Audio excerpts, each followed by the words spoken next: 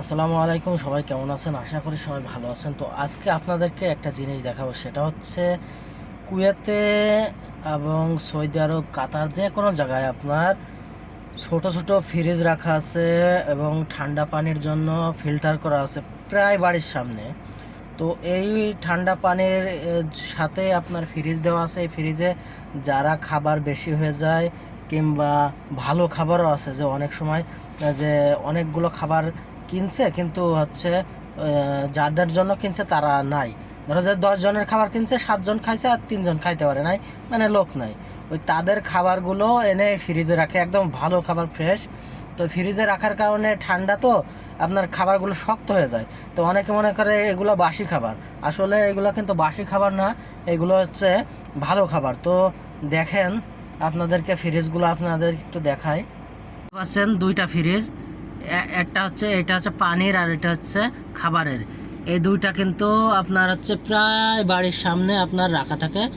এই এই ফ্রিজগুলা রাখা থাকে এসে খাবার।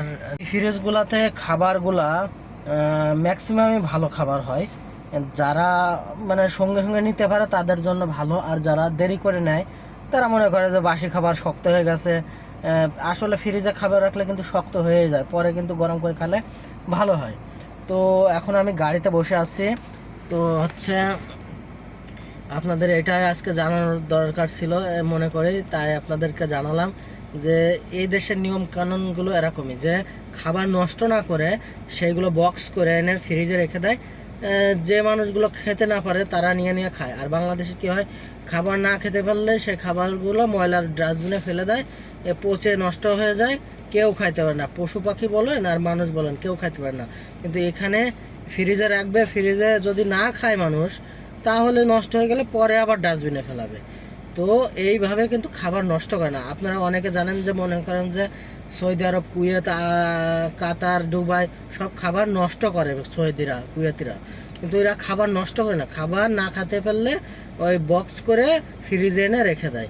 এই এই দেশের কালচার হলো এরকম। আর হচ্ছে ঠান্ডা পানি প্রত্যেকটা বাড়ির সামনে এরকম ঠান্ডা পানির ফোয়ারা দেওয়া আছে। যে যখন যা মন চাচ্ছে বোতল ভরে নিয়ে যাচ্ছে, নিয়ে নিয়ে গাড়িতে রাখছে। খাওয়ার কোনো মানে লিমিট নাই যে তুমি এত পানি নিয়ে যাচ্ছ কেন, কারেন্ট বিল আসে, হ্যান ত্যান। ভাই, আমি আজ এখানে প্রায় 5.5 মাসের মতন আসছি, একটা দিনের জন্য কুয়েতে কোনো দিন কারেন্ট যায়নি, আর ভবিষ্যতে মনে হয় যাবেও না।